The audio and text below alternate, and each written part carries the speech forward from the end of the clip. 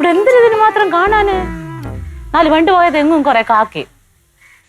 ഈ അണ്ണ എവിടെ പോയി കിടക്കണ്? ഒളിച്ചു കളിക്കുക കൊച്ചു കള്ളൻ. ഇന്ന് ഇതില് ഞാൻ തീറ്റിപ്പിക്കും.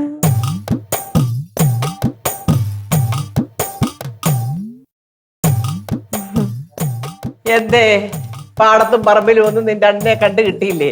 ഇവിടെയൊക്കെ നോക്കി അണ്ണനെ കാണാനില്ലോ. അതാ ഞാൻ പറഞ്ഞത്, അവനെ നിന്റെ അടുക്കേന്ന് മുങ്ങി എങ്ങാണ്ടോ ഓടിയതാ. നീ ഒരു കാര്യം ചെയ്യ്, ഇവിടെ അടുത്തുള്ള ടൗണിലോ സിറ്റിയിലോ ഒക്കെ പോയി ഒന്ന് കറങ്ങി നിന്റെ അണ്ണനെ കിട്ടുമോ നോക്ക്. കാണുമായിരിക്കും അവിടെയൊക്കെ? ആ കാണുമായിരിക്കും, വേഗം ചെല്ല്. കൊള്ളാല്ല മൈനി. ഓ അപ്പൊ മൈനിയാണ് എന്റെ പെണ്ണിന് ഈ പറമ്പ് മുഴുവനിട്ട് ഓട്ടിച്ചതല്ലേ? കണ്ണിച്ചോരണ്ട മൈനി നിങ്ങക്ക് ഈ നട്ടപ്രവയിലത്ത് എന്റെ കൊച്ചിനിട്ട് ഓട്ടിക്കാൻ. അടുത്ത ഇപ്പൊ ടൗണിലോട്ട് പറഞ്ഞു വിടാൻ പോണല്ലേ? ആരെങ്കിലും എന്തെങ്കിലും പറയുന്ന കേട്ടോണ്ട് നിന്റെ മോൾ എന്തിനാ ഇങ്ങനെ തുള്ളാൻ നിൽക്കുന്നത്?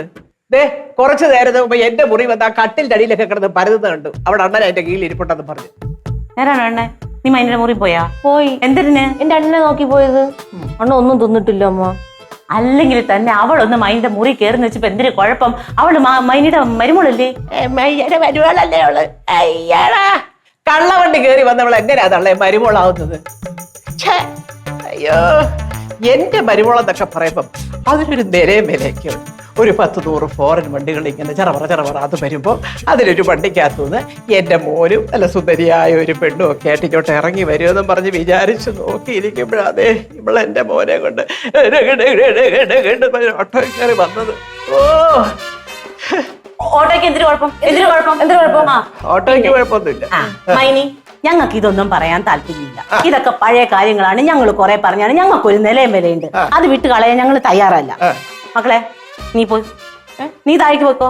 പിന്നെ മൈനി എവിടെയെങ്കിലും പോകാൻ പറഞ്ഞാൽ മക്കള് പോവില്ലേ? അമ്മേനോട് വന്ന് പറയണം. എന്നാലും അതിനൊരു ബെസ്റ്റ് വഴിയുണ്ട്. ഇവളെ എവിടെങ്കിലും പോകുമ്പോഴേ ഇവിടെ പുറത്തൊരു GPS പറഞ്ഞൊരു സാധനമുണ്ട്, അതൊന്ന് വെച്ച് കെട്ടിക്കൊടുക്ക്.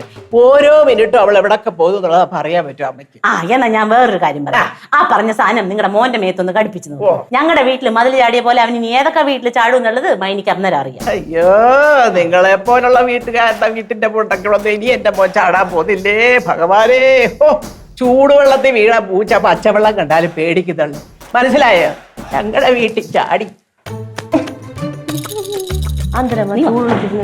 ചൂടുവെള്ളത്തിൽ നീ പോ. ഞാൻ എന്റെ അണ്ണനെ കൊണ്ട് കൊടുത്തിട്ട് വരാമേ. നീ എവിടെ കൊണ്ടുപോകാൻ ഞാൻ കൊടുക്കും.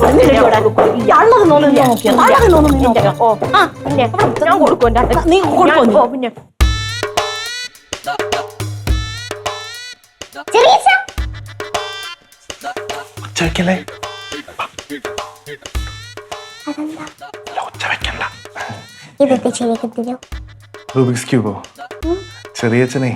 ചെറിയച്ഛൻ്റെ ലൈഫ് ആദ്യം ഒന്ന് സെറ്റിൽ ചെയ്യട്ടെ മോളെ, പിന്നെ എപ്പോഴും ഞാൻ ശരിയാക്കി തരാം കേട്ടോ. അതെ ഇന്നേ അവിടെ നിന്ന് നോക്കി ഞാൻ ഇങ്ങനെ ഇരിക്കുന്നത് കാണാൻ പറ്റുമോ? ആണല്ലേ? മോള് നോക്കൂ.